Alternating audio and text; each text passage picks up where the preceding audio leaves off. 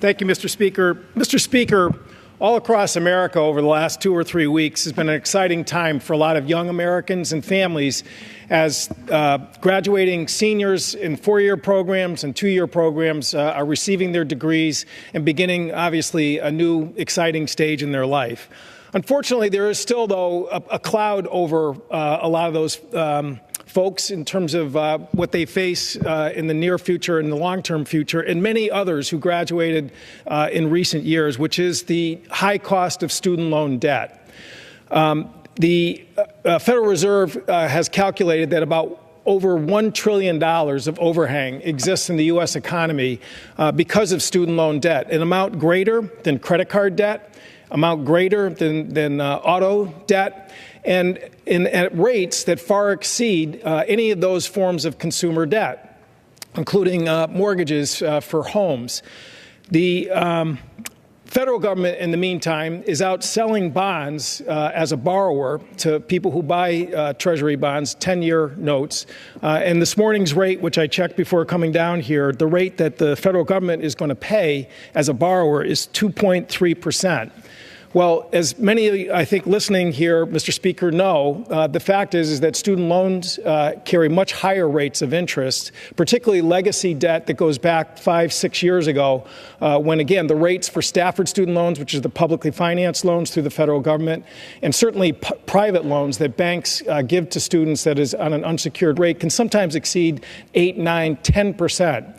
So tomorrow, myself and many others are going to be introducing legislation called the Bank on Students Emergency Loan Refinancing Act, which will allow folks who carry this student loan debt not to get their debt forgiven, but to allow them to actually refinance down to 3.76%, which was the interest rate last year that the federal government offered for Stafford student loans. The Congressional Budget Office estimates that that will put about $50 billion into the pockets of young people all across the country who, because of student loan debt, are being inhibited in terms of getting married, starting a family, starting a business, getting out of their parents' house. I mean, there's just all kinds of, I think, inhibitors that student loan debt creates for young people, millennials, all across the country. And again, I want to emphasize the bill that I'll be introducing tomorrow with 61 co-sponsors is not debt forgiveness. It just simply does what any middle-class family does in a low-interest rate environment, whether it's with a home mortgage or credit cards, to just simply get their rates down to a proportionate level with, again, the rest of consumer debt that's out there in the economy.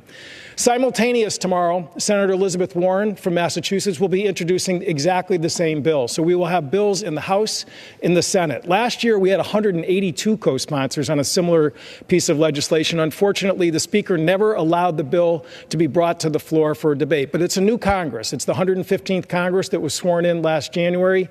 This problem, I will just submit, Mr. Speaker, exists in Republican districts and Democratic districts, rural districts, suburban districts, urban districts.